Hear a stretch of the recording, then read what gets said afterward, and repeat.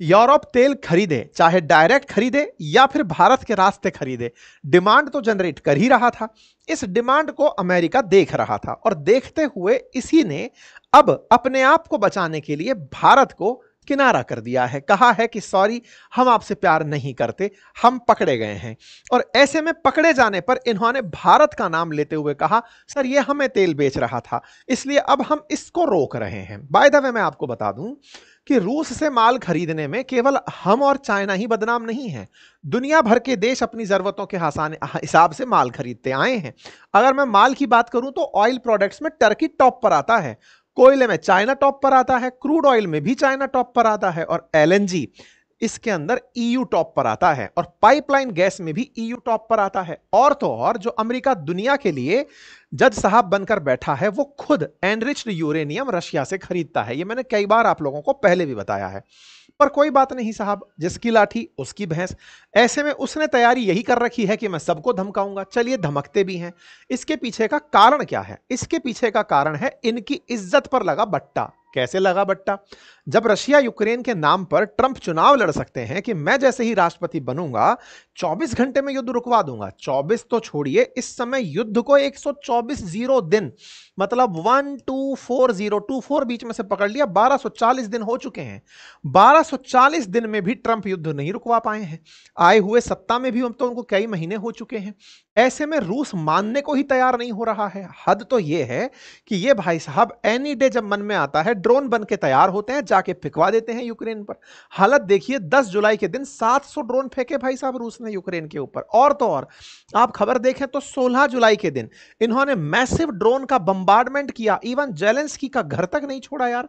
400 long range drone थे जो एक एक करके मार दिए यूक्रेन के ऊपर। यानी कि ये रुक ही नहीं रहे हैं। ऐसे में जो ट्रंप हैं, जो अपनी तरफ से डेडलाइन लिए चल रहे थे कि रूस को रुकवा देंगे, रोक दिया है, सीज फायर का मान गया है, ये शांति पुरस्कार में बाधा बन रहे हैं। अब शांति पुरस्कार में बाधा बन रहे हैं, ट्रंप को कैसे बर्दाश्त होगा? इसलिए ट्रंप ने फिर दूध मतलब जो उंगली है ना, वो थोड़ी टेढ़ी करी।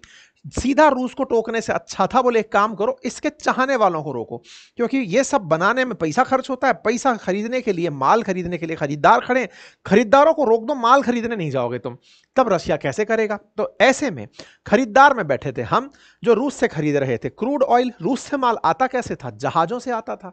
तो ये जो जहाज हमारे पास आते थे, हम इन्हीं जहाजों में ऑयल को रिफाइन करके, देखिए ये भी आप समझ लीजिए, ऑयल जो है वो क्रूड फॉर्म में जमीन से बाहर निकलता है, फिर रिफाइनरियों में रिफाइन होता है, रिफाइन होकर के उसे बढ़िया से डीजल पेट्रोल में बदल करके बाकी जगह ट्रांसपोर्ट किया जाता है। तो हम लोग क्या करते थे कि रूस के टैंकर से तो मंगाते थे ऑयल, अपने यहां रिफाइन करते थे, और रिफाइन करके फिर जहाजों में भर के इन्हें यूरोप बेचने भेज दिया करते थे, और ऐसा करके बढ़िया पैसा बनाते थे।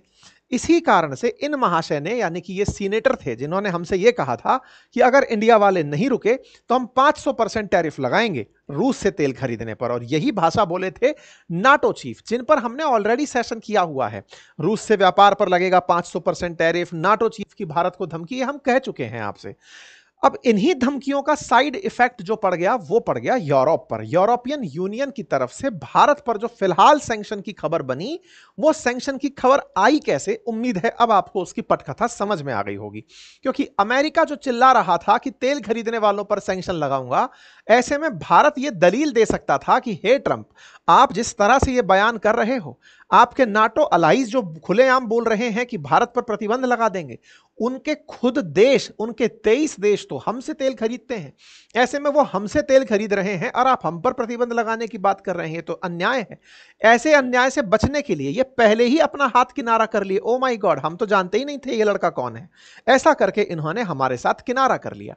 ईयू ने भारत के साथ किनारा किया। ईयू ने भारत के साथ किनारा किया इस नाम पर कि तुम पुतिन के मित्र हो। खैर, यहां चाइना को भी लपेटा गया। चाइना का लपेटा जाना भी बनता ही था, क्योंकि ये भी तेल खरीदते हैं लेकिन ईयू को नहीं बेचते हैं, इसलिए ईयू के प्रतिबंध इन पर नहीं लगे। लेकिन ट्रंप ने धमकाने के लिए खुद का नाम गंदा नहीं किया साहब। इस बार उन्होंने अपने सांसद से बुलवाया था, सांसद से कहलवाया था कि कहो इंडिया से कि तेल ना लेनी तो 500% टैरिफ लगा देंगे। ऐसे में भारत को पहले सांसद से धमकवाया, उसके बाद में जो नाटो चीफ हैं उनसे धमकवाया कि ये कहेंगे कि कहो इंडिया से कि अगर तेल खरीदा तो हम आपके ऊपर सैंक्शन लगा देंगे। ये जो सैंक्शन लगा देंगे, क्योंकि असल में दबाव बनाना था रूस पर, जो मानने को तैयार नहीं था। तो मानने को तैयार नहीं था तो सेकेंडरी सैंक्शन का मतलब रूस पर प्रतिबंध लगाओ, जो खरीदार हैं उन पर भी प्रतिबंध लगाओ, ताकि डर के मारे वो फ्यूचर में ट्रेड करने से बचें। रूस ने माना नहीं, हमारे साथ खेला हो गया। क्यों हो गया? क्योंकि रूस का तेल हम मंगाते थे और मंगा करके रिफाइन करके यूरोपियन यूनियन भेजते थे। इस बात को यूरोपियन यूनियन समझ गया कि ओहो, ये तो इनडायरेक्टली हमें भी कहा जा रहा है कि हम प्रतिबंध लगा सकते हैं। अमेरिका के दरबारी जब यूरोपियन यूनियन जैसे देश हों तो वो तो जिल्ले इलाही को खुश करने के लिए कुछ भी करेंगे, और वही हुआ। उन्होंने अमेरिकी राष्ट्रपति को खुश करने के लिए यूरोपियन यूनियन देशों ने रशिया से बदला लेने के लिए भारत पर प्रतिबंध लाद दिए हैं। क्या हुआ है? भारत की एक रिफाइनरी है, रोजनेट रिफाइनरी, जिससे हम तेल रिफाइन करके यूरोपियन यूनियन को बेचा करते थे। हालांकि आप में से कुछ लोगों को यह बात पता होगी और कुछ को नहीं। उन्हें तो यह लगेगा कि हैं, हम भी तेल बेचते थे क्या? जी हां, हम भी तेल बेचते थे। आप कहेंगे सर, इंडिया तो अपनी ऊर्जा आवश्यकता का 85% इंपोर्ट करता है। अरे आप बिल्कुल सही हैं, लेकिन हम मौके का फायदा उठाकर बाजार को बेच भी देते हैं। और यह काम किया था हमारे यहां की 2 रिफाइनरीज ने। एक का नाम था नायरा और एक का नाम था जामनगर रिलायंस रिफाइनरी। इन दोनों रिफाइनरियों में नाम आया है इस बार नायरा का। कहा गया है कि नायरा, तुम अपना तेल हमें नहीं बेच पाओगे। और ऐसा कहते हुए रूसी तेल जो भारत से बिकने जाता था यूरोपियन यूनियन, उस पर लग गया है प्रतिबंध। इस प्रतिबंध के चलते भारत पर क्या होगा असर, आज के सेशन में जिक्र करेंगे। आपको यूरोपियन यूनियन के बारे में सिर्फ इतना बता दें कि यूरोप के अंदर छोटू मोटू 27 देश हैं जिन्होंने एक संगठन बना रखा है, यूरोपियन यूनियन के नाम से जाने जाते हैं। कभी इसी में ही ब्रिटेन हुआ करता था जो बाहर भाग गया, उस घटना को ब्रेग्जिट कहा गया था। अमेरिका एक समूह चलाता है जिसका नाम नाटो है, नॉर्थ अटलांटिक ट्रीटी ऑर्गेनाइजेशन, जिसमें 32 देश हैं जिन्होंने अपने आर्टिकल 5 के तहत कसम खाई है कि अगर हम में से किसी की भी कुटाई हुई तो हम सब मिलकर झगड़ने चलेंगे। लेकिन नाटो के 32 देशों में से 27 वाले जो 23 देश हैं वो कॉमन हैं, जो नाटो में भी हैं और ईयू में भी हैं। तो एक तरह से नाटो की ही बात ईयू ने मान ली और मानते हुए भारत के ऊपर सैंक्शंस लाद दिए। तो क्या अकेले हमारा ही नाम है या किसी और का नाम भी है? इनका नाम भी है। इनका नाम तेल बेचने में तो नहीं था, ये ईयू को तेल बेच के पैसा नहीं कमा रहे थे, ये कुछ और खेला खेल रहे थे। जैसा कि आप सभी मित्रों को मैंने शुरुआत में बताया कि इंडिया भले ही इंपोर्ट करता था लेकिन एक्सपोर्टर भी बन गया था। और एक्सपोर्ट का एक आंकड़ा मैं अगस्त 17 2024 का आपके सामने रख रहा हूं। इस आंकड़े को अगर आप ध्यान से देखें तो आप यहां पहचानेंगे कि भारत ने अपनी तरफ से फ्यूल का एक्सपोर्ट किया यूरोप को, रेड सी और स्वेज कैनाल से होते हुए और केप ऑफ गुड होप होकर के, अफ्रीका के नीचे से होते हुए। और बढ़िया हम लोगों ने तेल बेचा है हर महीने के हिसाब से।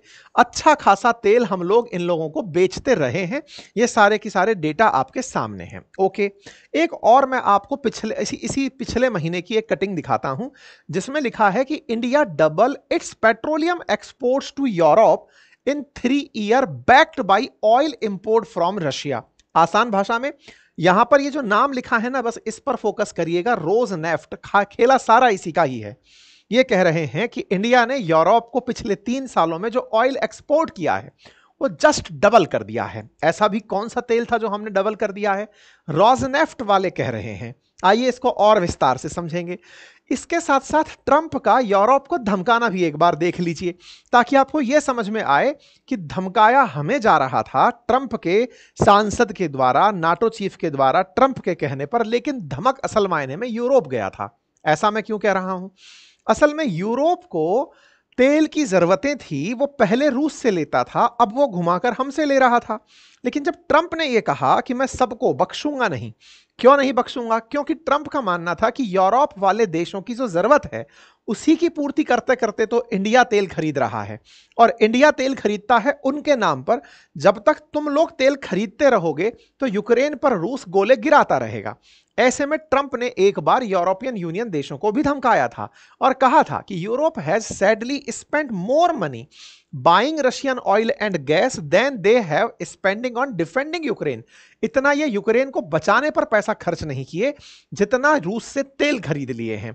इस बात को इन्होंने बकायदा नंबर्स से बताया था कि लगभग $23.6 बिलियन का पिछले साल यूरोप ने ऑयल परचेज किया, जबकि $20 बिलियन ही इन्होंने यूक्रेन पर खर्च किया था।